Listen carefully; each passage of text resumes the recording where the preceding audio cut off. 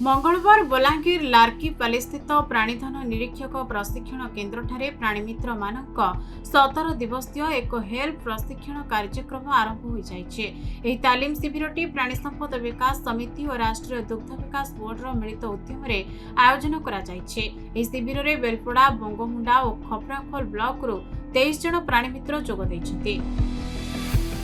इस शिविर को जिला मुख्य प्राणी चिकित्सा अधिकारी डॉक्टर अंजन कुमार दास मुख्य अतिथि भाव उद्घाटन करथिले। उत्सव में उपखंड प्राणी चिकित्सा अधिकारी डॉक्टर मोहन मणिया, जिला अतिरिक्त प्राणी चिकित्सा अधिकारी डॉक्टर अनिरुद्ध विश्वाल सम्माननीय अतिथि भाव जोग दैथिले। अनुष्ठानर उपनिर्देशक डॉक्टर अरविंद सेठी समस्त अधिकारी मानक स्वागत करथिले।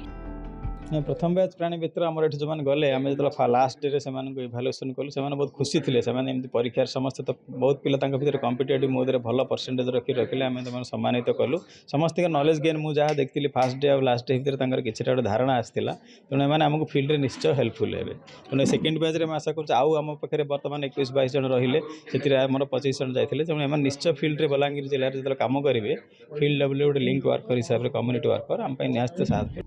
कार्यक्रम को सह निर्देशक डॉक्टर राजा उदयभानु राउत परिचालना करथिबा बेले एही 17 दिवसीय शिविर समस्त कार्यभार डॉक्टर उदयभानु निजे तदारख करेंगे और प्राणीमित्र मानकु क्षेत्र प्रदर्शन निमंते जिलार विभिन्न स्थान को नियाजिबार व्यवस्था मध्य थिबार सूचना दैछन्ति डॉक्टर अंजन कुमार दास। बलांगीर गुप्तेश्वर पोस्टिंग रिपोर्ट खबर ओडिशा।